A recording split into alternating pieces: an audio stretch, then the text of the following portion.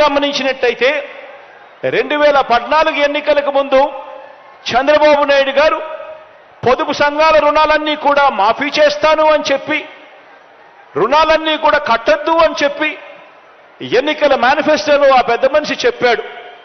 చెప్పిన తర్వాత ఆ మాటలు నమ్మి అక్క చెల్లెమ్మలు ఓట్లేస్తే ఆయన ముఖ్యమంత్రి అయ్యాడు.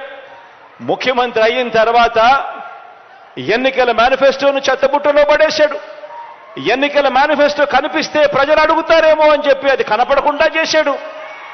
అక్క చెల్లెమ్మలకు మాఫీ చేస్తాను అని చెప్పిన మాట గాలి కొదిలేశాడు. గాలి కొదిలేయడమే కాకుండా అక్టోబర్ 2016 నుంచి ఆ అక్క చెల్లెమ్మలకు కడతా ఉన్న సున్నా వడ్డీ అనే పథకాన్ని సైతం రద్దు చేశాడు.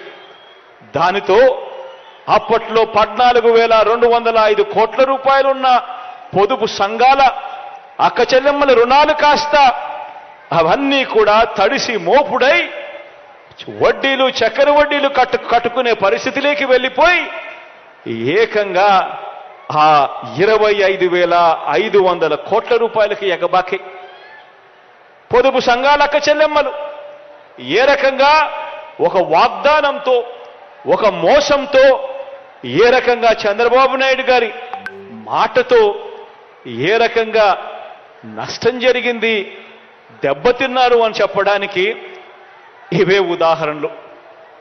ఈరోజు చంద్రబాబు నాయుడు గారు చేసిన ఆ మోసం వల్ల ఏ గ్రేడు, బి గ్రేడ్లో ఉన్న సంఘాలన్నీ కూడా ఏకంగా పడిపోయి 19% పడిపోయాయి. ఏ గ్రేడ్లు, బి గ్రేడ్లో ఉన్న సంఘాలన్నీ కూడా చంద్రబాబు నాయుడు గారి హయాంలో ఆయన మోసానికి ఏకంగా 19% పడిపోయాయి ఏ గ్రేడ్లు, బి గ్రేడ్ సంఘాలు. ఈరోజు అవే సంఘాలు తలెత్తుకొని నిలబడతా ఉన్నాయి. 19% ఏ గ్రేడు, బి గ్రేడు సంఘాలుగా పడిపోయిన ఆ సంఘాలన్నీ కూడా ఏకంగా ఈరోజు ఏ గ్రేడు, బి గ్రేడు సంఘాలు ఏకంగా రాష్ట్రంలో 91% ఈరోజు అక్క చెల్లెమ్మలు ఏ గ్రేడు, బి గ్రేడు సంఘాల్లో ఈరోజు ఉన్నాయి.